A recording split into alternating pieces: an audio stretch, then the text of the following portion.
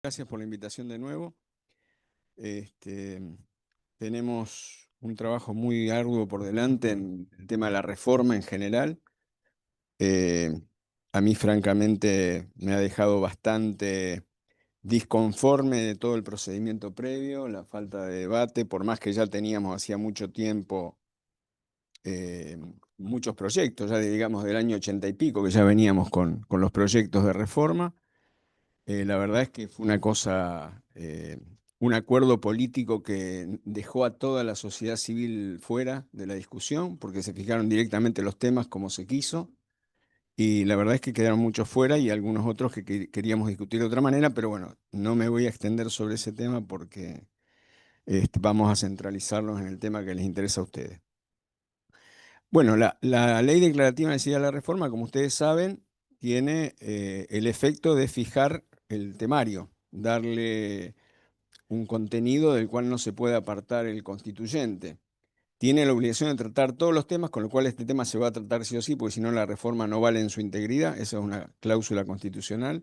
Es decir, que no pueden decir, bueno, esto lo dejamos para la ley, no lo tratamos. Bueno, tendrían que discutirlo y decir que lo van a dejar derivado a la ley, que no van a crear un instituto a nivel constitucional, eh, pero no creo que eso sea lo que ocurra. Va a haber una discusión sobre si la habilitación eh, condiciona el contenido, en el sentido de si se le ha dado un sentido, como se le da acá, en este artículo que habilita el tema, eh, hay que apegarse al sentido o se puede hacer algo contrario. Esto ya pasó en el 94. Se resolvió, si bien esto se discutió durante el reglamento, finalmente el reglamento incorporó, digamos, aceptó la limitación constitucional, que era un sentido específico a la reforma, y ese tema quedó completamente zanjado, porque se discutía si la Asamblea iba a ser o no iba a ser soberana, en el sentido de que una vez habilitado el tema podía hacer cualquier cosa. Esto tenía un sentido, por lo menos en el 94, porque se hacían concesiones recíprocas a los dos partidos y si había una mayoría circunstancial podía ser que el partido que no quería las restricciones las sacara directamente y solamente incorporara lo que le convenía, por ejemplo, al Ejecutivo. Entonces ahí, como Alfonsín y Menem se tenía mucha desconfianza, hicieron por primera vez este sistema de que hay un sentido y no se puede apartar. Perdón que voy a silenciar esto. Bien, ¿cómo es que está habilitado? Esto está habilitado en los temas de libre debate y dice así: se habilita la discusión en el sentido de reconocer constitucionalmente al Ministerio Público de la Acusación y al Servicio Público de la Defensa, consagrando la autonomía funcional y la autoridad financiera de ambos órganos. Ya está diciendo que serían dos, que ya es una definición. Y además el tema de la autonomía y la autarquía. Una ley especial, acá ya delega. Una ley especial determinará los alcances de la competencia y los principios que regularán la actuación y la designación y remoción de sus órganos de dirección. Los fiscales y defensores serán designados de conformidad con el artículo 86, es decir, por el Ejecutivo con acuerdo de la Asamblea Legislativa, lo cual sería un tema que estaría cerrado y no se podría discutir. Habría que ver qué se hace digamos, en la Asamblea cuando se discuta el reglamento. Lo primero que tiene que hacer la Asamblea es, se le da un reglamento que es el de la Cámara de Diputados y después lo primero que tiene que hacer es adaptarlo. Y cuando lo adapta, discuten estos temas. Veremos si hacen algo al respecto de esta parte. Y se removerán de acuerdo al 91, que sería juicio político. Es decir, ya están estableciendo un sistema predeterminado de designación. Yo con esto voy a dar paso a algunas preguntas que por ahí algunas ya están recontra contestadas, pero me parece que las tiro para que algunos ya las vaya agarrando y las vayamos discutiendo. La primera cuestión es si tiene que haber dos cabezas, una cabeza, tres cabezas, si tiene que haber, por ejemplo, una Defensoría General de Incapaces independiente de la Defensoría Pública, que sea un tercer órgano. Acá no lo dice, pero podría discutirse probablemente ese tema. Estamos hablando de todo a nivel constitucional, no a nivel legal. A nivel legal puede ser que todo lo que yo estoy diciendo ya esté o esté al contrario, pero acá se habilita para discutir. O sea que puede salir cualquier cosa, puede salir una reforma, de hecho, a lo que existe actualmente. Bueno, También si es conveniente mantener la división entre competencias penales y extrapenales, cuáles serían los roles, qué rol cumpliría el procurador general, si está bien que tengan cabezas diferentes, si debe ser o no ser un órgano extrapoder, si tiene que estar dentro del ministerio, dentro del Poder Judicial, fuera del Poder Judicial. Acá está habilitando a que se ponga fuera, pero no es obligatorio reformar. Es decir, una cosa es obligación de tratar y otra cosa obligación de reformar. Em, Tienen que tener estabilidad, plazo de duración, son reelegibles.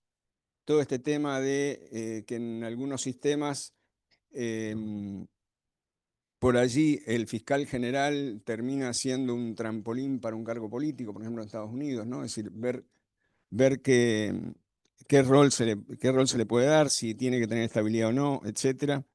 ¿Cómo sería la forma de nombramiento y remoción? Ahí se está diciendo, pero podría no ponerse ese. ¿Qué roles le quedaría al procurador general? ¿Cómo serían esos niveles de autonomía y autarquía?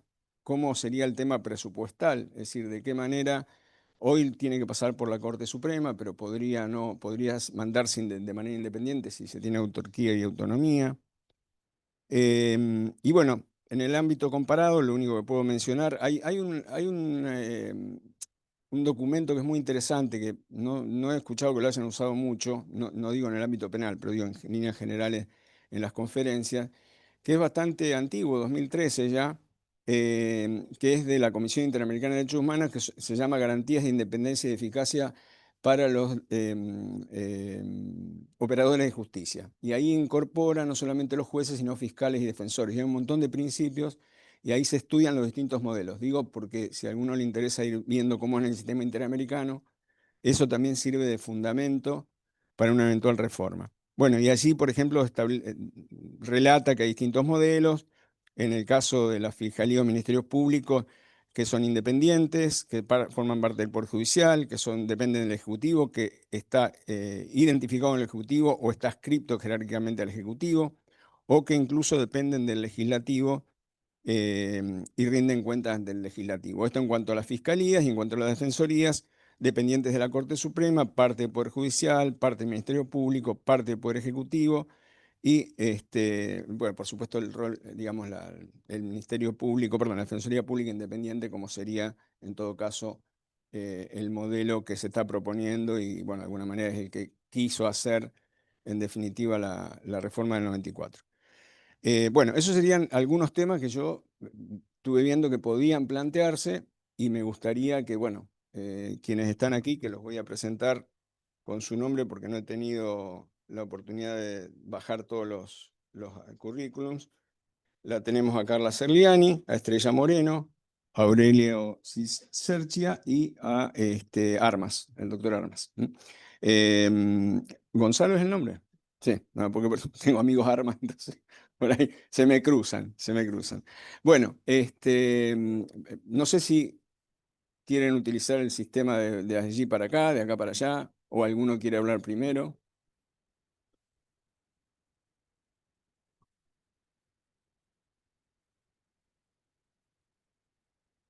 Bueno, arranco yo nomás porque por prepotencia en la mesa me dijeron que tenía que arrancar yo, así que tomo la palabra primero.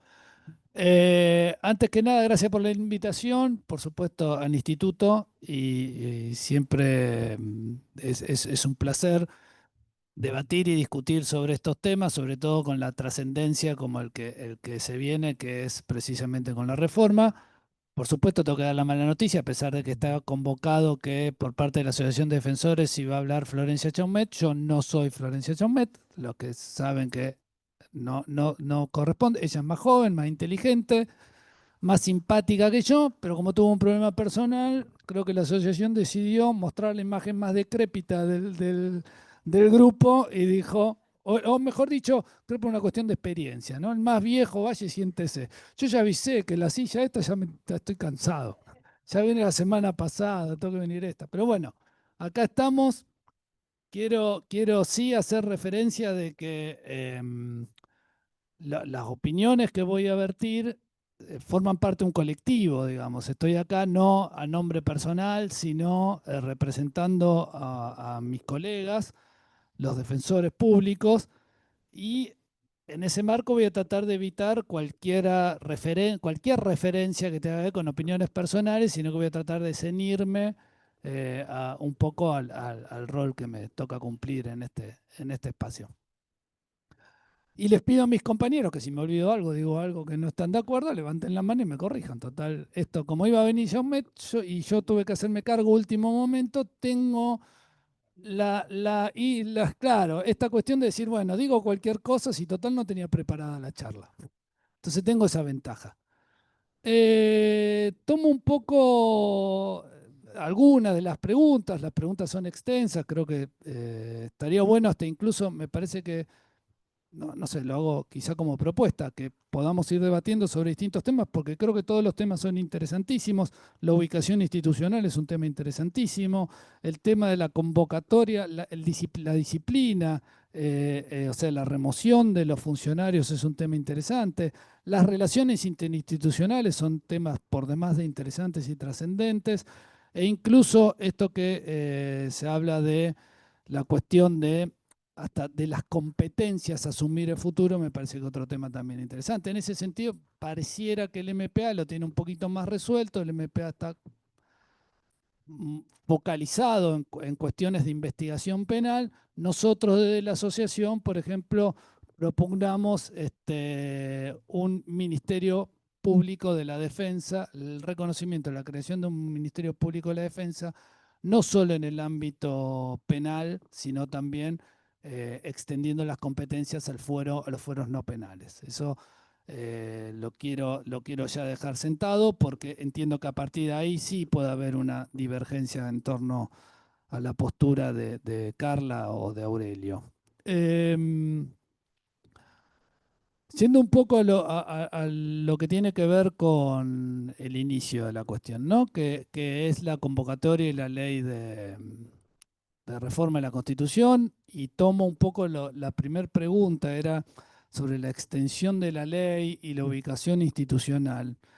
Lo primero, cuando uno analiza la ley, ve que cuando se plantea la cuestión del Servicio Público de la Defensa y del Ministerio Público de la Acusación, no está en el artículo la palabra independencia. Sí está la palabra autarquía y autonomía. Entonces, la primer duda que a uno le surge al momento de la lectura es, precisamente pareciera que el primer debate está ahí. El legislador que convocó a la reforma constitucional tenía previsto la discusión con relación a la posibilidad de la independencia. Yo entiendo que autonomía e independencia no es lo mismo. Independencia y autonomía, de hecho, habitualmente se usa de manera discriminada cuando se la quiere destacar. 120 de la Constitución Nacional así lo plasma. Los principios y directrices para América Latina de la OEA también hacen mención a las palabras de manera discriminada. Cuando Duce escribe sobre el tema, también distingue y diferencia entre autonomía e independencia. Si tomáramos la literalidad de la norma, pareciera que la discusión no tiene demasiado sentido, porque independencia, el fenómeno extrapoder implicaría independencia. Al ser independencia, y si la ley no la habilita la discusión, creo que ya ahí se cerraría el debate. Pareciera, por lo menos incluso de lo que uno escucha, y en esto voy a traer un poco a colación lo que es el germen de la Asociación de Defensores. La Asociación de Defensores tiene poca antigüedad, se formó casi de manera casualmente, pero casi contemporáneamente a la convocatoria de la reforma de la Constitución.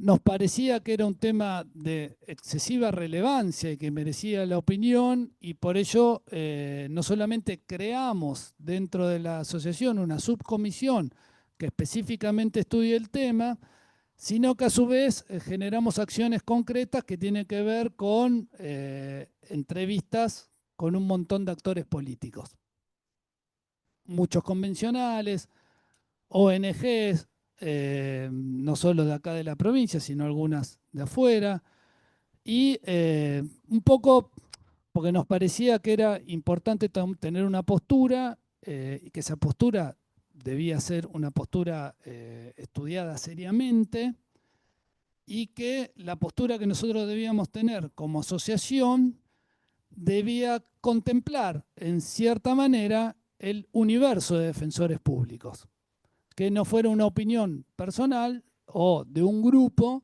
sino que se intente integrar o intente englobar a todas la opinión de todos los defensores. Cosa que se consiguió porque no solamente hemos suscrito un documento que ha tenido un consenso bastante fuerte, sino que también se da la particularidad que siendo la Asociación de Defensores de la Ciudad de Rosario y con influencia sobre los defensores públicos de Venado Tuerto, hemos discutido el documento y hemos logrado consenso con la Asociación de Defensores del Norte de la provincia, es decir, que el documento que va a salir prontamente seguro tiene el consenso de todos los defensores públicos. Esta digresión que hice tiene razón de ser en función de lo que planteaba antes, que cuando uno habla con, o cuando nos hemos reunido con los distintos convencionales, pareciera que el criterio respecto de la ley de convocatoria es más amplio y no cercena precisamente las palabras utilizadas el ámbito de discusión de la convención. Igual no descarto, y esto sí, si quiere una opinión personal o una visión personal, de que sea uno de los temas a debatir en el seno de la convención, hasta dónde la convención tiene facultades de meterse o no. Ahora, suponiendo que se debata la cuestión, hasta dónde la convención puede involucrarse y que se contemple la posibilidad de la independencia como una de las alternativas, nosotros, luego no voy a volver a explicar todo el razonamiento que se hizo de manera previa, pero sí hacer mención que a partir de esos debates, lo que entendíamos que como asociación no correspondía expresar opinión con relación a la ubicación institucional que debía tener lo que nosotros consideramos es el reconocimiento del Ministerio Público de la Defensa. Sí lo vemos como un mojón trascendente el hecho de que sea reconocido a nivel constitucional y sí lo creemos como que es un desafío para que los constituyentes otorguen y doten a los defensores públicos de las garantías suficientes como para darle la autonomía técnica y la independencia funcional que el defensor público debe tener en el ejercicio de sus funciones. Por eso nosotros nos concentramos desde ese lugar. Nosotros creemos que en términos de diseño interinstitucional, no nos vamos a involucrar. Sí creemos, y esto lo tomamos incluso del modelo de La Rioja, de la Constitución de La Rioja, que nuestra función es primordialmente judicial y que nuestra actividad y nuestra tarea es prioritariamente judicial. Si bien nos nutrimos, y en esto, gracias a la Ley del Servicio Público de Defensa y a las instrucciones que se emanan de las autoridades, en algunas cuestiones hacemos un trabajo interdisciplinario, tenemos un equipo de apoyo. Nosotros consideramos que en realidad esas son tareas accesorias que deberían profundizarse, que debieran masificarse, pero que la concepción del Ministerio Público está orientada primordialmente al trabajo judicial. Por eso nosotros creo que, o consideramos que integramos la función judicial.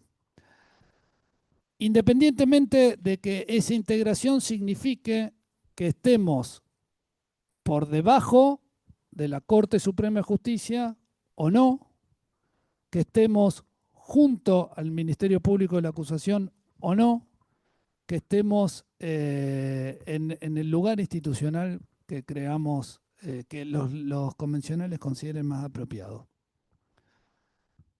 Es en el sistema comparado, más allá del 120 de la Constitución, nosotros pudimos observar que están todos los modelos diseñados. Y que acá lo más importante que creemos que hay que preservar es el sistema de enjuiciamiento acusatorio. Y hay provincias donde rige el sistema acusatorio y funciona bien, donde los ministerios públicos están unificados. Y hay provincias donde los sistemas acusatorios funcionan bien y los ministerios públicos dependen de la Corte, más o menos como actualmente en Santa Fe. Y también hay hay provincias donde el sistema acusatorio funciona bien, donde son organismos extrapoder. Entonces nosotros creemos que no hay una relevancia, no me sale la palabra, pero que el lugar donde definitivamente esté inserto el Ministerio Público de la Defensa no va a traer una incidencia superlativa con relación al sistema acusatorio. Nosotros creemos que el sistema acusatorio puede preservarse con prescindencia del lugar donde esté inserto el organismo. Yo no sé si quieren avanzar por temas en torno al diseño o quiere que sigamos. Primero todos y después. Ah, perfecto, por eso. Sí. Una cosa nada más. El tema de la palabra independencia yo creo que no la pusieron. Me parece que tiene que ver con no adelantar algo que después se arrepientan de lo que van a poner. Y creo que hay una conciencia de dar un poquito y ver después qué se hace. Me parece que esa es porque no se puso por una palabra que debería estar. Ahora, la autonomía funcional implica independencia de criterio, ¿no? No creo que por ese lado. O a lo mejor lo habrán pensado que tenían que referir a la independencia de los integrantes de esos cuerpos que se suponen que son independientes. Bueno, no sé, sinceramente, pero evidentemente hay un lapsus ahí por el cual no se puso o algo intencional. Vale. Bueno, no sé si está bien. Primero, agradezco muchísimo a Raúl. Raúl, vine especialmente por tu invitación. Muchas veces le tengo que decir que no a Raúl porque no puedo. Este tema es trascendente y digo, tengo que estar, gracias a vos y al instituto, que siempre marcan una presencia y nos hacen pensar y reflexionar sobre todo lo que está pasando en el sistema de enjuiciamiento penal a nivel provincial y federal. Gracias, Oscar, también. Y a todos ustedes. Y bueno, a ver, coincido totalmente con los defensores, digamos, con la asociación en que tenemos que ser un Ministerio Público de la Defensa. Coincido absolutamente en que tenemos que estar a cargo de la asistencia integral, porque así lo mandan no solo las reglas de Brasilia, sino toda la normativa a nivel regional e internacional, que nos manda a tener en cuenta que los conflictos legales son integrales. La persona es integral, no es un fuero, no se puede dividir la defensa por jurisdicción olvidándonos de la persona y duplicando gastos, esfuerzos, recursos públicos. Nosotros queremos dar respuestas que puedan estar en territorio, que puedan estar orientadas a mejorar la calidad de vida de las personas, pero sobre todo lo que nos toca hacer, el derecho de acceso a la justicia. Entonces, si vamos a seguir toda la normativa internacional, el derecho de acceso a la justicia es lo que le toca a la defensa pública. Y si vamos a lo que dice específicamente los principios y directivas del Comité Jurídico Interamericano de la OEA, que dice que no debe haber asistencia separada, lo dice claramente. Así que coincido totalmente. Yo entiendo la postura de la asociación en cuanto a no expedirse la independencia. A mí, en el lugar que ocupo, sí me toca tomar un posicionamiento y expedirme. Y también, debo decirlo, hay una frase en hebreo que dice, lo que se ve de acá no se ve de allá.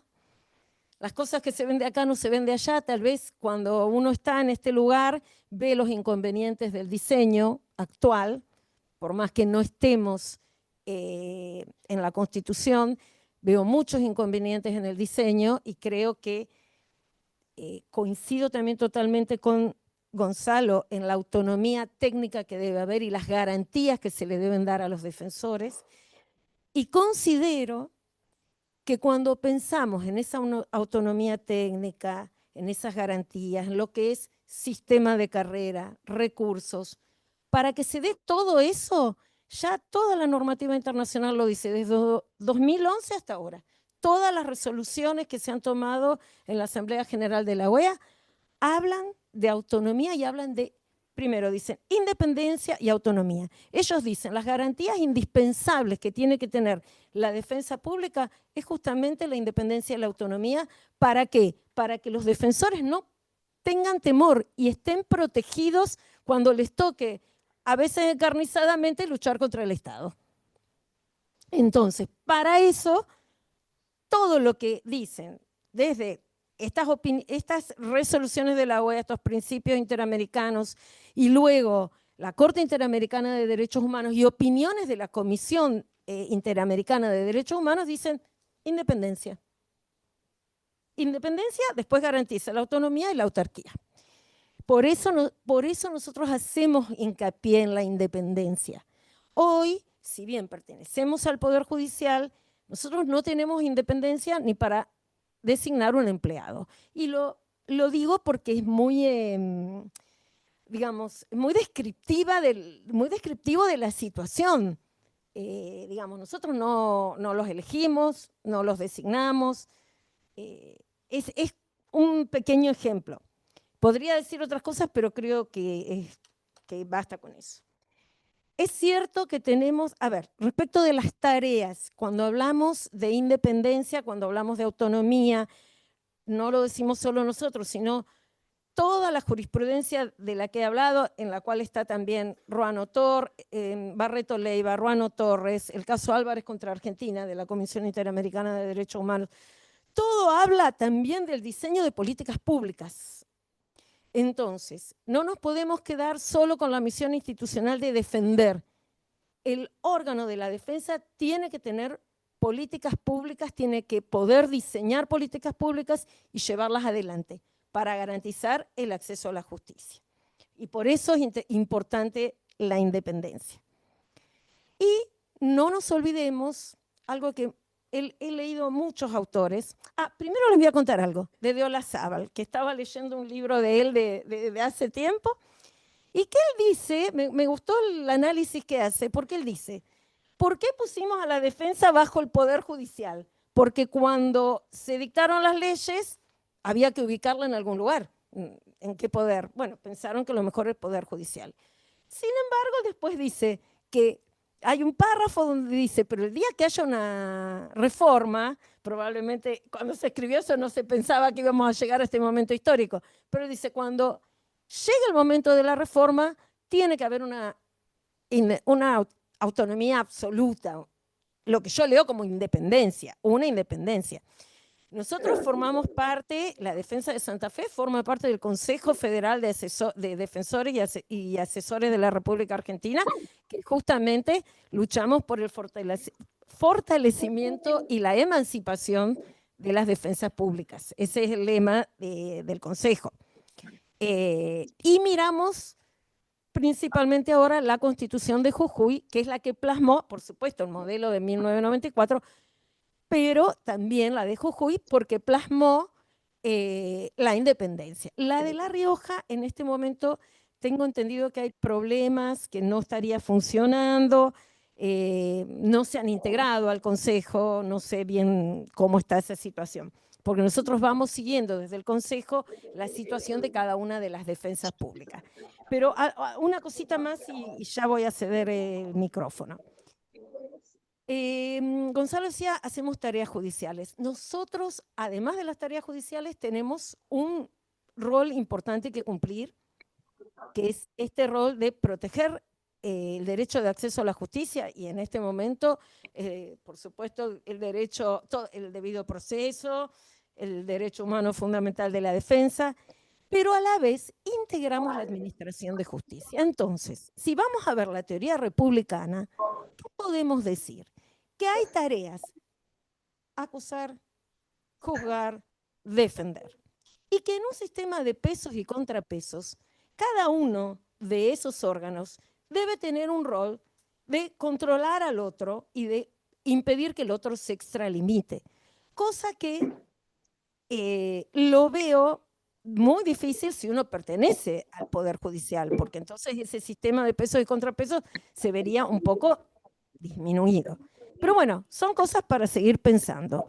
Yo lo que considero que es esencial, digamos, por supuesto me parece que de la ubicación institucional la independencia es importantísima, pero lo que creo que debe quedar plasmado, que sería realmente una pérdida de una oportunidad histórica, que no seamos un órgano autónomo y autárquico. Yo creo que históricamente va a ser algo que tenemos que mirar al futuro, cómo diseñamos una institución tan importante como la defensa y que ésta debe ser independiente, autónoma y autárquica. Asegurando que desde el primero hasta el último integrante del servicio de defensa tenga las mismas garantías, las mismas inmunidades, la misma inamovilidad, la intangibilidad de las remuneraciones y el mismo salario. Y les voy a decir algo, porque y ya te dejo, les voy a decir algo, porque fíjense, uno mirando las otras leyes.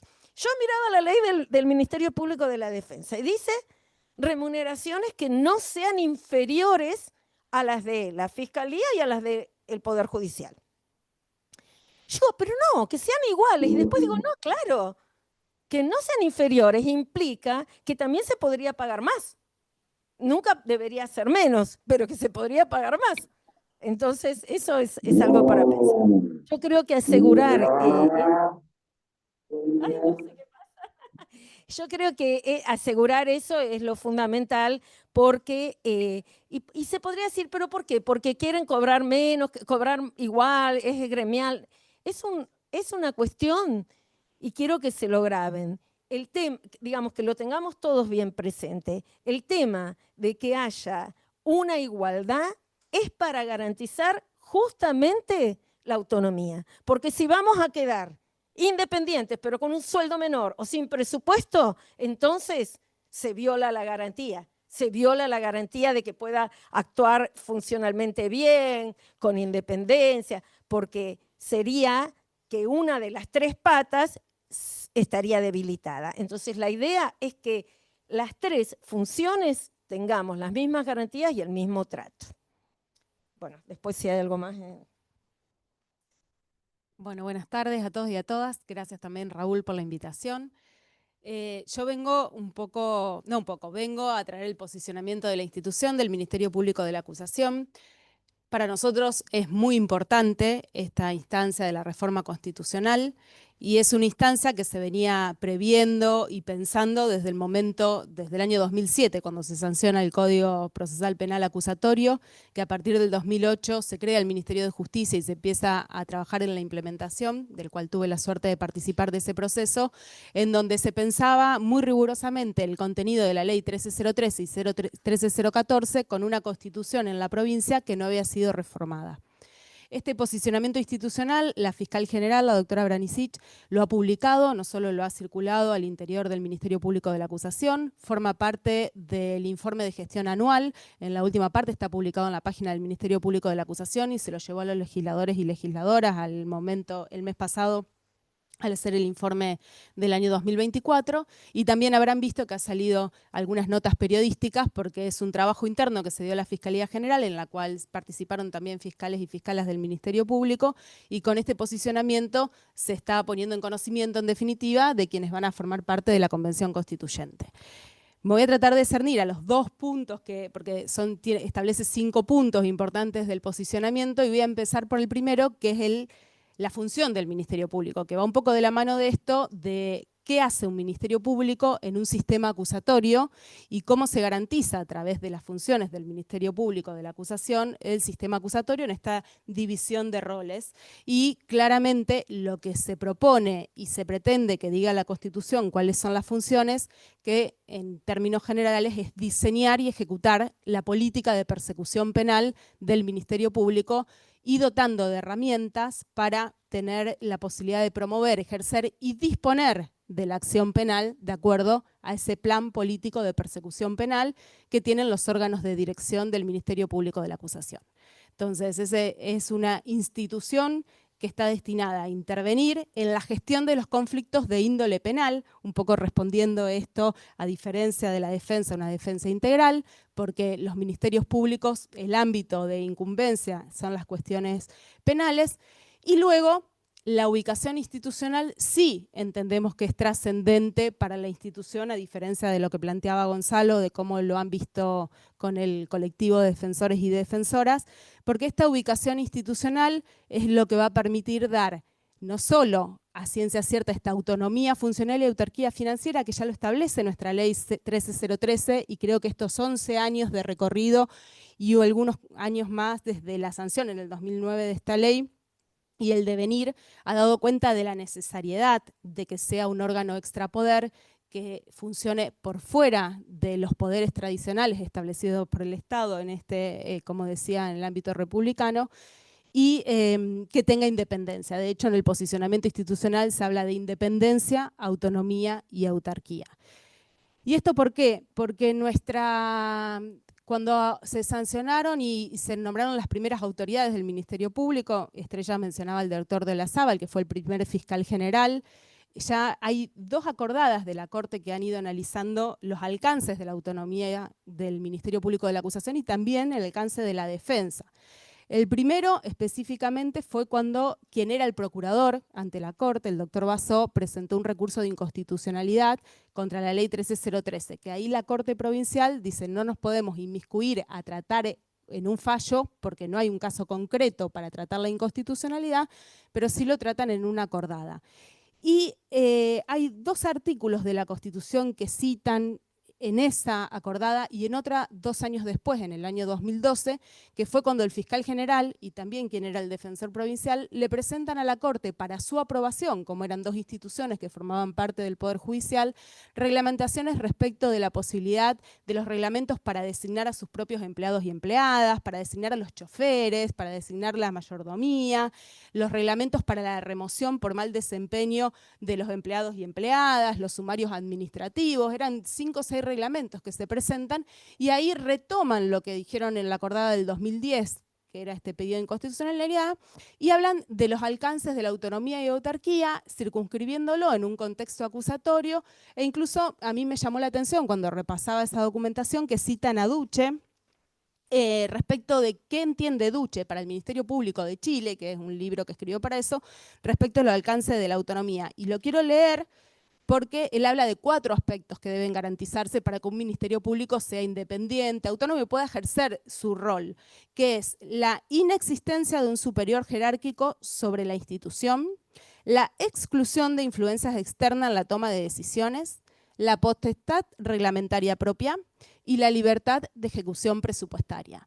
Eso podríamos ver si hoy el Ministerio Público de la Acusación lo tiene, en donde en ese momento no se aprobaron estas reglamentaciones, se invocan el artículo 92 de la Constitución Provincial, que es el que establece los distintos puntos e ítems que hacen a la superintendencia de la Corte como el órgano máximo dentro del Poder Judicial, que en eso se remite el artículo 83, en donde dice que el Poder Judicial está integrado por la Corte, las cámaras de apelaciones, los juzgados. Ese artículo tampoco se va a modificar, con lo cual el Poder Judicial de la provincia está integrado y la máxima cabeza es la Corte Provincial, y en donde se establece de que las reglamentaciones, si bien el artículo 92 habilita que haya leyes que reglamenten, y en este caso interpretan que la 13013 del Ministerio Público es una ley que reglamenta o cede facultades a las autoridades del Ministerio Público de la Acusación, tiene que ser previa revisión y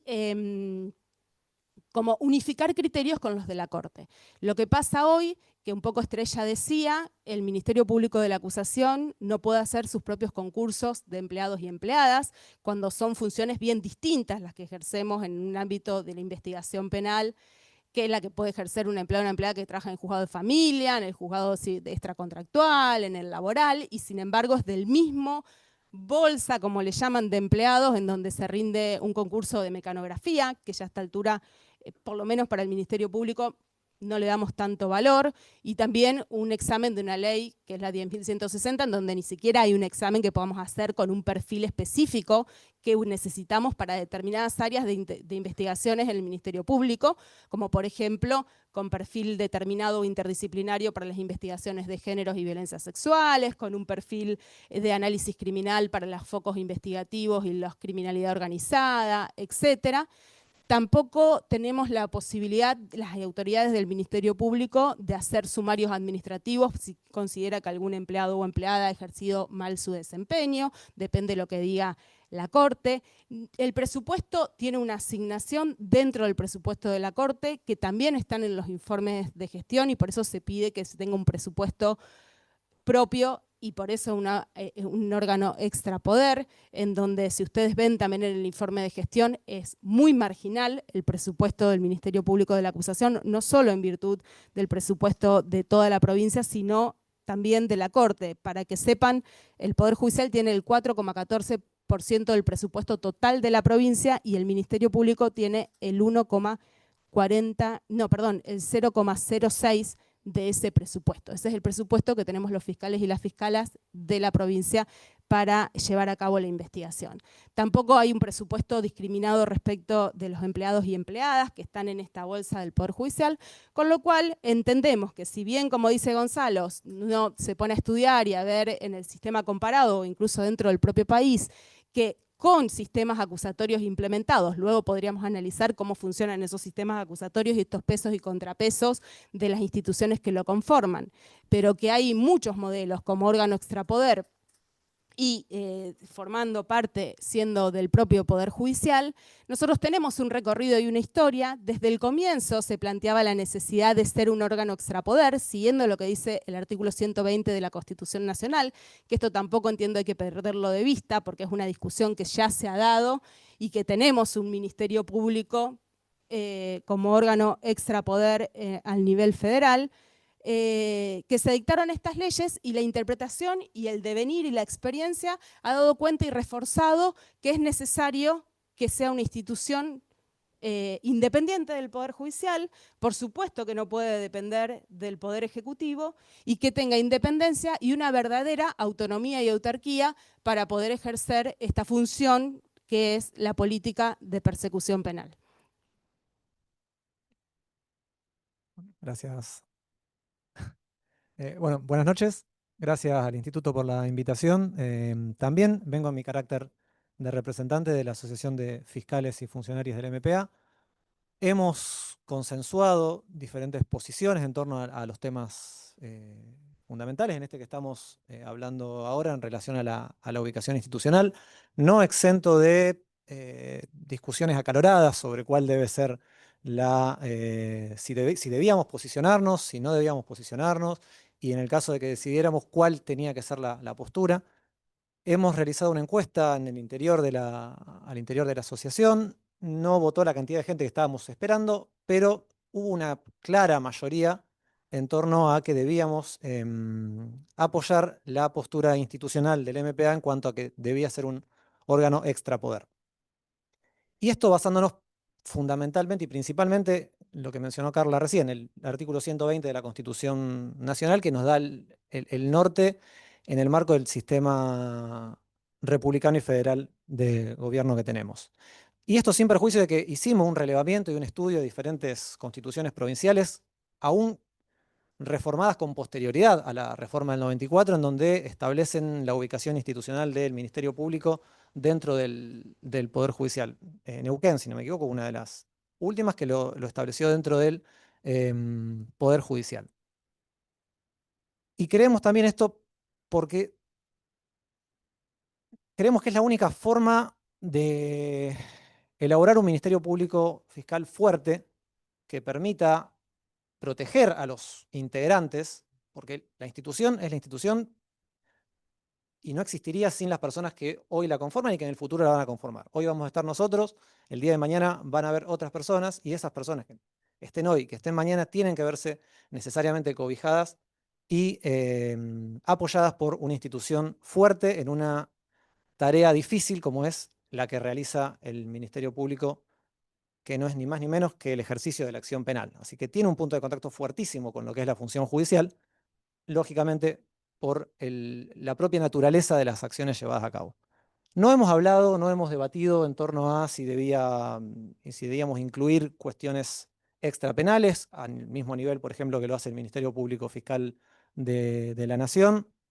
Tampoco formó parte de las discusiones. Nos centramos en lo que tenemos hoy, en lo que está dado de alguna manera en la ley de necesidad de reforma. Y de allí, a pesar de que planteamos esta cuestión de apoyar institucionalmente lo que es la postura del MPA, creemos también que hay ciertos peligros en torno a la postura del extrapoder que tenemos que poner en materia de discusión. Lógicamente, salir de la estructura del Poder Judicial genera mucho temor, genera miedo, genera suspicacias en torno a lo que va a pasar con lo que es salarios, con lo que es vacaciones, con lo que es la estabilidad en el cargo, con lo que es el régimen justamente de empleados, que hoy por hoy están dentro de una carrera judicial y dentro de lo que es una ley de enganche, que el gremio de trabajadores peleó mucho por conseguir esa ley de enganche, que eventualmente saliendo de la órbita del Poder Judicial se perdería y tendrían que luchar por una nueva ley que los pueda enganchar de alguna manera al Poder Judicial o al Ministerio Público Fiscal de la Nación, y que necesariamente pueden afectar el funcionamiento del MPA, aún como órgano extrapoder. En ese sentido, en el caso de que esa sea la postura de la Convención, nosotros creemos necesario que se constitucionalicen estas cuestiones en torno a la equiparación salarial, en torno a la intangibilidad de remuneraciones, a las inmunidades personales,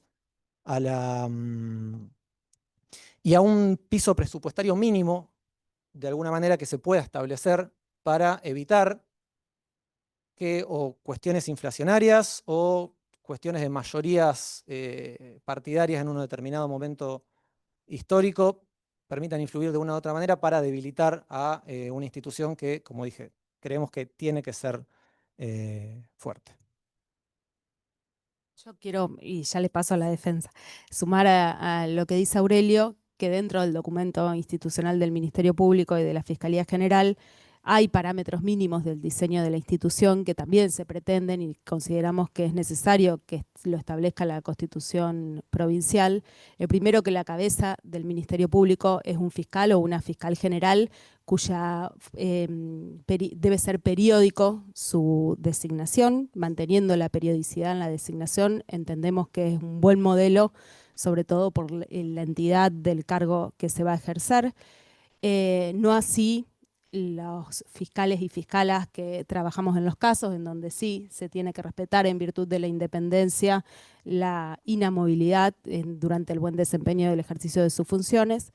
Sí, también es que la Constitución establezca la política salarial equiparada al Poder Judicial, y entendemos que esto hace a la independencia de quienes formamos el Ministerio Público de la Acusación, poniéndolo con el ejemplo claro de tener que ir a discutir en paritarias los sueldos, así como o los salarios, o en esto de los vaciamientos que pueden haber según el periodo que toque con quien tengamos que coordinar en otros ámbitos. En el Ministerio Público Federal tiene o mantiene la ley de enganche. Nosotros entendemos que para dar estas garantías de continuidad e intangibilidad de las remuneraciones, proponemos que esté en la Constitución y que sea un órgano extrapoder, pero que tengamos esta equiparación con los quienes integran el Poder Judicial.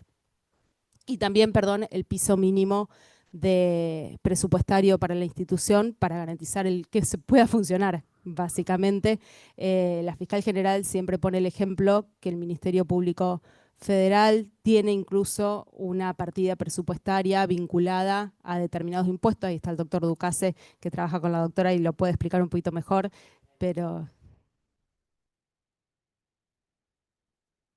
Así que además del presupuesto que se da, se establece ese ingreso como algo para establecer un piso mínimo y que no quede vacío de presupuesto según los ánimos de quienes estén en los poderes según los periodos políticos.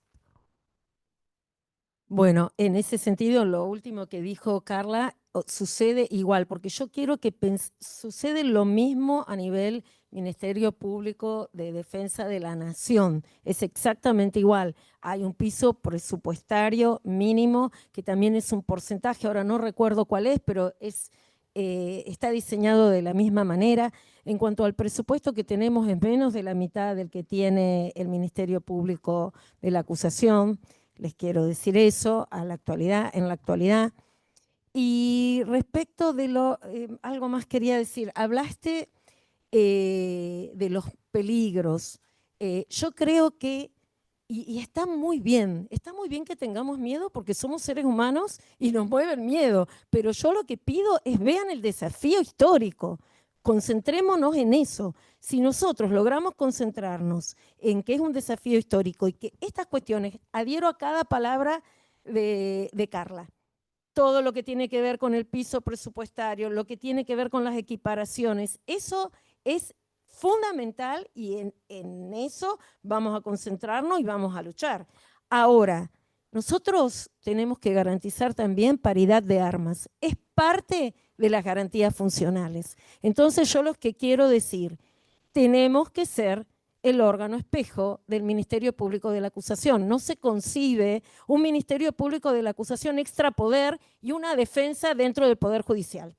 No se puede concebir, porque los dos ministerios tenemos que poder garantizar cada uno su tarea, pero tenemos obligaciones frente a la ciudadanía. Por lo tanto, insisto, yo veo, y esta es la posición institucional que hemos tomado con las autoridades regionales, la independencia, que significa no pertenecer ni al Poder Ejecutivo, ni al Legislativo, ni al Judicial, o para decirlo con otras palabras, que a mí mucho no me gusta, extrapoder no me gusta mucho, pero es así, lo veo como una cuestión fundamental con todas las garantías de las que vinimos hablando. Ya que está que arranqué, termino el tema yo, porque en definitiva después pasaremos a otra cuestión, pero lo bueno de arrancar es que te permite después hacer la última palabra. Nosotros quizás somos los que, la oveja negra del panel, porque somos los que no tomamos una posición en relación al extrapoder. Entiendo, creo que la posición nuestra no tiene que ver por miedo, sino que en líneas generales, y acá sí voy a hacer una referencia que es un pensamiento propio y no tanto asociacional, que para mí independencia absoluta no existe. En términos idílicos o en términos ideales puede haber, pero en rigor de verdad siempre hay una dependencia. Porque o se depende de un organismo jurisdiccional, o se depende de un poder ejecutivo, o se depende de la prepotencia de las mayorías, también a través de la ley de presupuesto, por ejemplo. Entonces, esa ley de las mayorías son mutables, no tienen la garantía constitucional. Y nosotros, y me queda esta cuestión también de que yo lo pensaba mientras lo escuchaba, y aclaro que no es una postura donde yo estoy asumiendo un rol opuesto o contradictor, porque en definitiva no emitimos opinión en relación a la inserción interinstitucional, pero me queda esta lógica de qué cosa se puede insertar en la Constitución y qué cosa tiene que venir en la ley especial que después se va a dictar. Yo no sé si una Constitución tiene que poner un porcentual respecto del presupuesto que vaya a adquirir. Por lo tanto, ese tema de presupuesto, que yo creo que sí es un problema, porque yo escuchaba el presupuesto de Carla del 0,6, dijiste, 0,6, 0,06. Yo no quiero ni saber cuál es el de la defensa. Porque si ese es el presupuesto, no, 0,0003 será. No, no sé. Pero, no importa, no. em, lo que sí, y acá también lo voy a desarrollar en base a una experiencia personal, muchos han hablado de las experiencias, tengo la suerte o la desgracia de haber pasado también por el Tribunal Federal como organismo extrapoder. Y la Fiscalía Federal tenía enormes problemas a partir de su inserción como extrapoder y Nahuel me dice que ahora está trabajando ahí, que se reiteran. 0,70 de los recursos tributarios y no tributarios. Perdón, se los digo, recursos del Tesoro Nacional, hablo del MPD, los recursos del Tesoro Nacional se conformarán con el equivalente al 0,60 centésimos de los recursos tributarios y no tributarios. Era lo que decía Duque, ¿verdad? De Nación, ¿eh? El MPF. ¿Y nosotros cuánto? Nosotros tenemos del Poder Judicial, tenemos el 2,9% y la Fiscalía tiene el 5,6%. Sí. No, claro, no hablo del todo el tesoro de la provincia, sino del presupuesto. La igualdad Tenemos de más o armas, menos bien, la mitad. gracias. Ese no fui yo. Em, ¿Qué quiero referir con esto? Que en el marco lo que tiene que ver con el MPF en aquella oportunidad, siempre pongo el mismo ejemplo. Recuerdo haber tenido una reunión de fiscales con el por entonces procurador Esteban Rigui, y el doctor Rigui lo primero que nos dijo fue: yo nunca pensé que ser procurador significaba ir todos los días al Ministerio de Economía a pedir plata. Jurídicamente no hago nada, me levanto y me voy al Ministerio de Economía y mangueo. Fue lo primero que nos dijo a todos ahí en la mesa. A mí me quedó muy en la cabeza esa cuestión. Esto va más allá de que además, y por supuesto sin hacer nombre, en el marco de la asociación hay compañeros nuestros que vienen de historias del Poder Judicial y de trabajo del Poder Judicial y que se están muy a gusto con el Poder Judicial, por lo tanto también pretenden continuar en ese ámbito del Poder Judicial.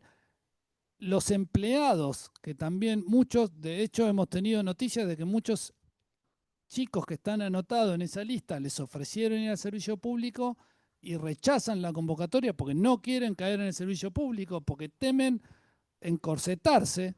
Yo los veo a los chicos que trabajan con nosotros y realmente, y esto exculpo a todas las autoridades, pero tiene un sistema de carrera trunco, y ello ha generado hasta incluso algunas renuncias de parte de algunos chicos que hasta podrían haber tenido un futuro promisorio dentro de la institución.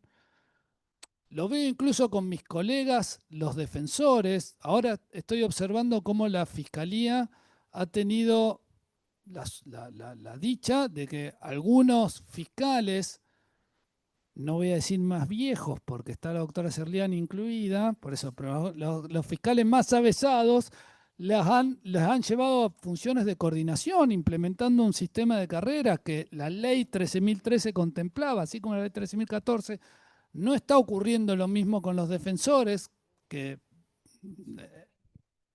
Es autonomía. Es autonomía. No, quería decir que un posicionamiento respecto a este tema, primero, no tiene que ver con cuestiones personales y si uno está a gusto o no dentro del Poder Judicial y en términos personales, sino que es una cuestión institucional para el desempeño de las funciones que tienen las instituciones. Primera aclaración. Digamos, no estamos trayendo este posicionamiento de decir porque no estoy a gusto dentro del Poder Judicial, sino evaluando la mejor solución para los fines institucionales. La segunda cuestión, estas cosas que dice Gonzalo y la carrera tanto de los empleados y empleadas, también los funcionarios y fiscales y fiscalas, que establece incluso la ley un sistema de carrera que es muy difícil de implementar, está estrechamente vinculado con la posibilidad de tener esta real autonomía, autarquía e independencia, de que las propias cabezas u órganos de dirección de la institución puedan establecer los reglamentos, los ascensos, los perfiles, las áreas en donde hoy sí o sí tienen que ser presentados a la autoridad del Poder Judicial, que es la Corte, para que apruebe las reglamentaciones si se quiere hacer un concurso especial por fuera. Se hace el concurso y quien es designado se tiene que presentar a la Corte. Es la Corte quien tiene la posibilidad de proponer al Poder Ejecutivo la selección de las personas. Digamos, está todo muy trabado, dificultado por esta cuestión precisamente de la falta de autonomía y autarquía.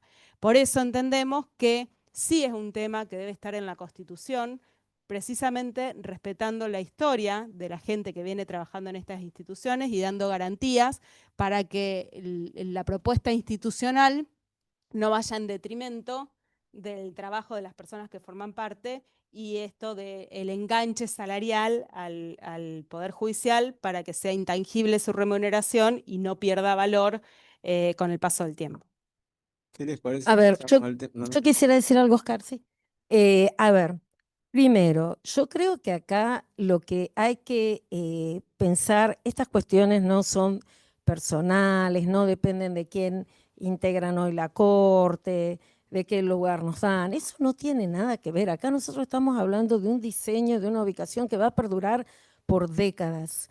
Les quiero decir que en el año 98 recién se dictó la primer ley que reglamentaba el Ministerio Público. En el año 98, en la misma ley se reglamentaba el Ministerio Público Fiscal, les hablo a nivel nacional, ¿no? Y la defensa y el Ministerio Público de la Defensa. Llevó años, recién en el 2015 hubo diferentes leyes. ¿Y esas leyes qué tienen de particular? Esto que acaba de mencionar Gonzalo y también Carla. Tienen un sistema de carrera. Los defensores coordinadores, depende la carrera absolutamente del órgano que no tiene que pedir permiso a nadie a ver si le parece bien o mal, a ver si lo va a autorizar o no. Designan sus propios empleados. Hasta tienen un sistema de selección de defensores, que nosotros en este caso también lo proponemos, aunque entendemos también que si hubiera un consejo de la magistratura, deberíamos integrarlo y podría ser a través del consejo de la magistratura. Pero ¿qué les quiero decir? Todo esto que tiene que ver con sistema de carrera, que tiene que ver con piso presupuestario, está todo reglamentado. Hoy el margen de libertad que tenemos es ínfimo. No podemos hacer una reglamentación diferente. Para dar una licencia que no está acorde a las reglamentaciones, no podemos hacerlo, porque pertenecemos al Poder Judicial y porque nos deben autorizar. Ya sabemos cómo son las cosas. Pero por eso les digo, no me parece bien pensar quién integra la Corte, te llevas bien o mal. Yo personalmente con todos los miembros de la Corte converso con todos, no es una cuestión personal acá. Las cuestiones son de diseño institucional y para pensar para el futuro, para pensar para fortalecer los organismos. Y la pelea por el presupuesto va a estar, si nos quedamos y si nos vamos. Es lo mismo, nuestro presupuesto es ínfimo. Me parecía importante que tratemos el tema de la designación, porque de alguna manera vos hablaste del Consejo de la Magistratura y el Consejo de la Magistratura no va a ser, no está dicho que va a ser, digamos, un órgano extrapoder como lo es en el ámbito nacional, y se delega mucho a la reglamentación. Es decir, que prácticamente yo estimo que vamos a seguir más o menos con lo mismo, y yo tengo una visión muy crítica de qué pasa con los concursos, o sea, muy crítica. Estamos teniendo problemas, digamos, me parece que hemos ido retrocediendo desde un sistema donde había mérito, puntaje, etcétera, a algo que queda básicamente en lo que se hacía antes. El gobernador decide quién es y punto. Hoy estamos en eso, que es lo que dice la Constitución en definitiva. Pero me parece que tenemos que buscar, primero me preguntaría si tiene que ser el Consejo de la Magistratura u otro órgano, no lo sé, eso es lo que deberían conversar ustedes. Estaría bien que lo hicieran ellos, no lo hicieran ellos. Eso en cuanto a los fiscales, digamos, a los jerárquicos. Después, ¿qué pasa con los empleados también? ¿No? Es decir, que de alguna manera ya lo abordaron. Yo quisiera decir, Oscar, si me permitís, nosotros lo abordamos en el posicionamiento institucional porque tomamos como modelo a la Nación, porque consideramos que es un órgano muy fuerte, con mucha presencia. Y lo que pasa a nivel nacional es que se hace un concurso organizado por la Defensora General de la Nación, integrado por defensores y por juristas.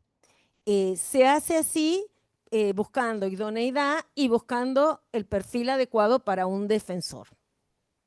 Lo mismo sucede con la remoción, se hace con un tribunal más amplio. Pero bueno, esa es una idea que no sé si se hace Consejo de la Magistratura, tendríamos que integrarlo. Hay distintos modelos. Si vamos a lo que es Jujuy, Jujuy creó dentro de la Constitución un Consejo de la Magistratura y ahí ellos dicen, cuando se eligen fiscales o se eligen defensores, tiene que estar integrado también por fiscales o defensores. Sí, a mí me parece que un consejo que designe fiscales o defensores tendría que estar compuesto también por gente del Poder Judicial, Poder Legislativo. Alguien del Poder Ejecutivo puede estar o no, eso ya es optativo porque después tiene la designación interna. Pero sí tiene que haber, como pasa cuando designás jueces, tenés jueces. O sea que acá tendría que haber defensores. Eventualmente, yo no digo que debieran reemplazar los jueces por defensores porque, digamos, en definitiva, los jueces también tienen digamos, tienen una mirada que también contribuye tal vez más que algunos de los otros integrantes. A lo mejor podría ser un consejo ampliado. Es decir, uno no tiene por qué buscar un modelo que ya existe, lo puede crear. Alguien dijo, había una época en la historia que no existía la división de poder y a alguien se le ocurrió. O sea que, y a algunos se le ocurrió después ponerlo como órgano extrapoder porque decían, no, ¿por qué 3? ¿Por qué 3? No nos quedemos con 3, vamos con 4, con 5. México acaba de retroceder enormemente en su constitución, tirando bajo 8 órganos autónomos que tenían funciones muy, muy importantes en el diseño institucional, pero precisamente porque eso entorpecía al partido de gobierno. Entonces, creo que todo lo que entorpece a un partido de gobierno es bueno para la gente. Me parece que es al revés. Bueno, en el posicionamiento del Ministerio Público de la Acusación se propone que la parte técnica de la selección de fiscales y fiscalas esté dentro, gestionado por la propia institución, el Ministerio Público de la Acusación, que quienes integren los tribunales estén representados en los distintos estamentos, no como algo corporativo, sino porque el perfil que se busca de las personas que quieren ser fiscales y fiscalas, entendemos que tiene que haber personas que ejerzan el cargo, el rol para la selección, que hasta recién el último concurso de fiscales subrogantes participó representantes del Ministerio Público de la Acusación, desde que se implementó y se creó la institución, no formaban parte los fiscales en la selección de los fiscales. Y sí se puede mantener como hay representantes de las universidades, representantes de los colegios asociativos, también dándole participación a la asociación de fiscales y demás. Y luego con propuesta hecha por el Poder Ejecutivo y aprobación de la Asamblea Legislativa. Esa es la propuesta. Un sistema similar tiene el Ministerio Público Fiscal de Nación, en donde la parte técnica la gestiona el propio Ministerio Público, con la parte de intervienen los otros poderes del Estado con la remisión del pliego y la aprobación del mismo por parte de la legislatura. Y me adelanto un punto porque va de la mano también algo que para el Ministerio Público de la Acusación es muy importante por todo lo que ha pasado y lo que hemos visto, es la remoción de fiscales y fiscalas, que hoy por hoy está en manos de uno solo de los poderes del Estado, que es el Poder Legislativo.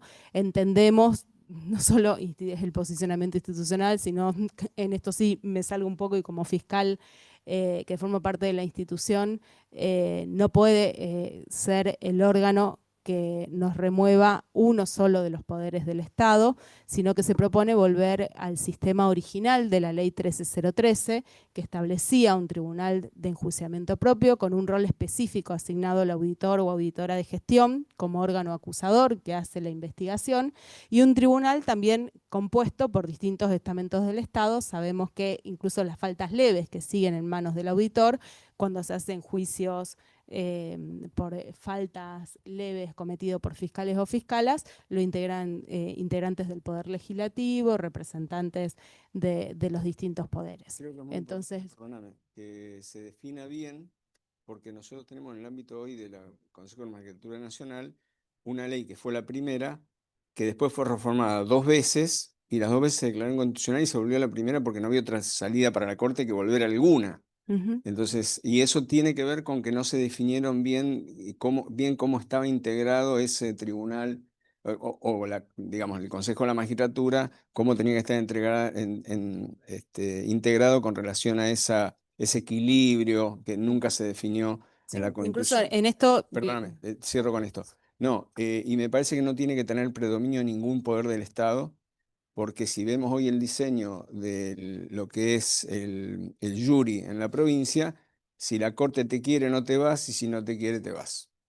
Iba a decir Tenés eso, 7, 7, que 11. como que siempre la fiscal general cuando habla de este tema, aparte ella cumplió el rol de auditora de gestión, pone ese ejemplo del jury, que también, si bien es un órgano compuesto por varios integrantes, tiene mayoría integrantes del Poder Judicial, y también un poco es la otra cara de lo que hoy es la sanción para los fiscales y fiscalas, que es únicamente integrado por un poder. Sí. Entonces se puede ampliar ese tribunal con participación de los distintos estamentos y con un juicio justo en donde haya un acusador, que nuestra propia ley de Ministerio Público, que claramente luego de la reforma va a tener que ser modificada, pero que sí tiene el rol de hacer la investigación de las faltas cometidas por quienes ocupamos el cargo y ejercer la acusación. Sí, vos fíjate que hoy el tema, cuando te hacen un jury, tenés, en primer lugar, se dispone a partir de la Corte, después, digamos, la Corte, después la Corte tiene que revisar el jury a partir de un recurso de inconstitucionalidad, o sea, te juzga, después ve el recurso de inconstitucionalidad y después te da o no te da el recurso de extraordinario federal, con lo cual te juzga 3 veces en el marco de un jury, ¿no? Lo cual viola todas las normativas internacionales en materia de independencia y obviamente, que no sea el mismo órgano que juzga el que te vuelve a juzgar. Nosotros, para ser coherentes con la disonancia, planteamos que debemos ser elegidos y removidos por el Consejo de la Magistratura, sí atendiendo la especialidad, y que tiene que ver con que cuando tengan referencias defensores, tanto la institución como los defensores tengan lugar dentro del Consejo de la Magistratura.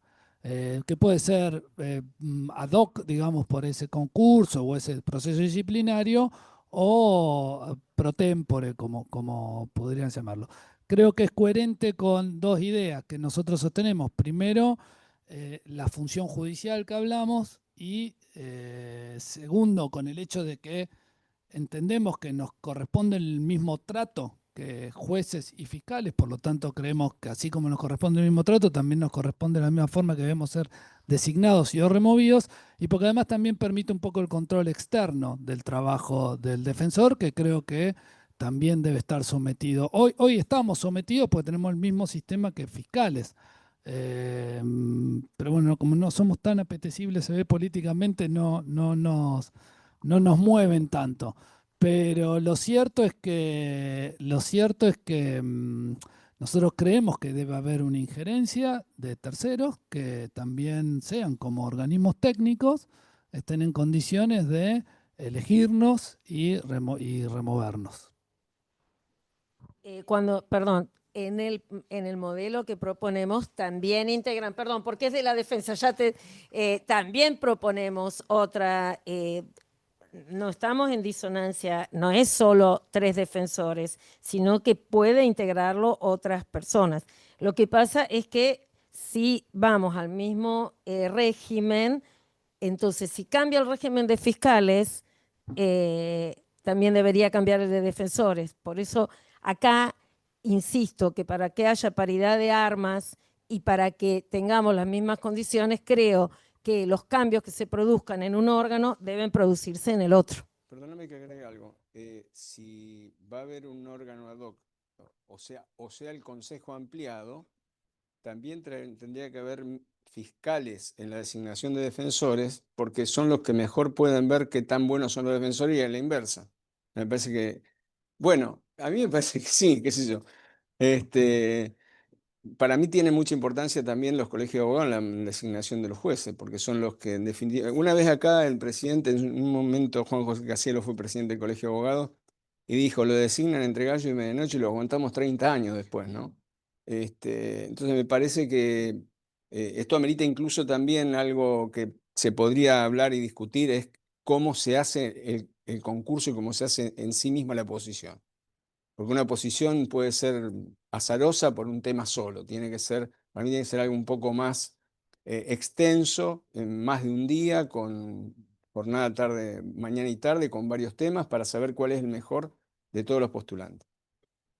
En ese sentido, la asociación se pronuncia en que el régimen actual no puede seguir ni para la designación ni para la remoción. Y hubo un fuerte consenso en que tenía que ser tanto a nivel concurso de ingreso, concurso público de oposición, antecedentes, con puntajes, con transparencia, con incluso orden de mérito vinculante dentro de lo que fue la mayor, obtuvo el mayor consenso frente a un tribunal plural de diferentes extracciones que permita una selección técnica de las personas más idóneas.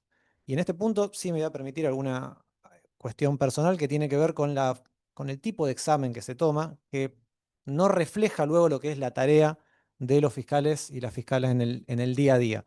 Se toma un examen escrito donde por ahí hay que redactar una acusación o hacer un pedido de una medida cautelar o elaborar una teoría del caso con poca información en poco tiempo, y luego esto no se refleja en el día a día en lo que es la atención a profesionales, la atención al público, el trato con víctimas muchas veces en estado de vulnerabilidades extremas, asistencia a audiencias, la oralidad, la atención de los diferentes turnos de flagrancia, de las unidades sexuales, de homicidios, hoy lo que es violencias altamente lesivas, lo que es investigación, lo que es dirigir técnicamente una investigación, son cuestiones que muchas veces quedan fuera del concurso y que en ese sentido también, en ese sentido va la posición institucional de que el propio MPA sea quien pueda administrar el concurso y seleccionar a los integrantes que más se adaptan al perfil que uno quiere darle al cargo que se está concursando.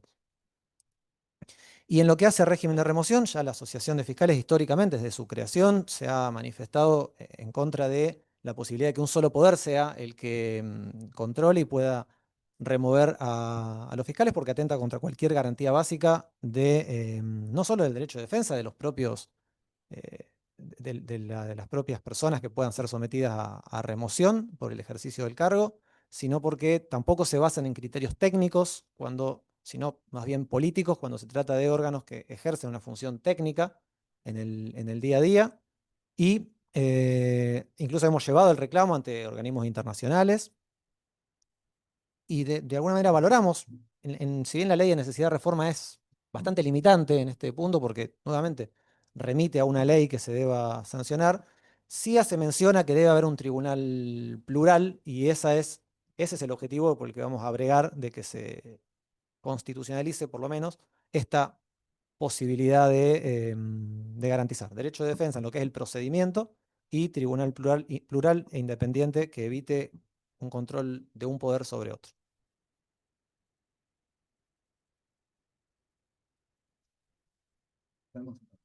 Bueno, si nadie quiere agregar algo más o alguna pregunta que quieran hacer. Compromiso casi. No, fundamentalmente agradecer esta presencia que debía aclarar al principio, es doble. No es solamente la presencia personal de quienes están sentados allí frente a ustedes, sino institucional, ya que la invitación fue institucional y todas las instituciones respondieron, lo que es bueno, ¿eh? Porque muchas veces hay de este tipo de invitaciones, son temas que nos alcanzan, nos preocupan, nos afectan a todos, pero no vemos las posiciones que se toman. Lo importante es que quedaron bien en claro algún tipo de posición y algunas cuestiones que merecen ser debatidas. Sabemos, gracias al doctor Puccinelli, la amplitud que puede tener ese debate o no dentro de la Convención Constituyente. Vemos que se le da mucha importancia a la inserción institucional vemos que se da mucha importancia a que la autonomía, la autarquía que está en la ley, sea también independencia, que para eso lo que se pide que haya, por un lado, una base presupuestaria, porque decía un profesor mío de Derecho Financiero, decía, la única verdad es la ley de presupuesto. Decía, ahí no hay mentira que valga, y entonces de esa manera, con estructura, con fondos se lo puede presentar, que lógicamente para tener una exigencia en el rendimiento de las personas hay que establecer remuneraciones acordes y garantizársela de alguna manera, que el tema de la forma en que se deben designar las cabezas de estos órganos, más allá de su inserción institucional, y el modo en que puede establecerse las designaciones o con qué extensión en el tiempo, si es periódico o no, y la forma en que debe de alguna manera preverse la posibilidad de remoción, son cuestiones que tienen que estar a nivel legislativo previsto, pero que sería importante que por lo menos se discuta a nivel constitucional si ciertas bases, nunca la Constitución va a ser reglamentaria, pero si ciertas bases ya no se establecen de manera de que queden plasmadas y sean obligatorias en el futuro. Nos vamos con muchos temas para pensar, nos vamos con una renovada preocupación en lo que puede llegar a pasar en la Convención Constitucional. Muy bien, muchas gracias a todos.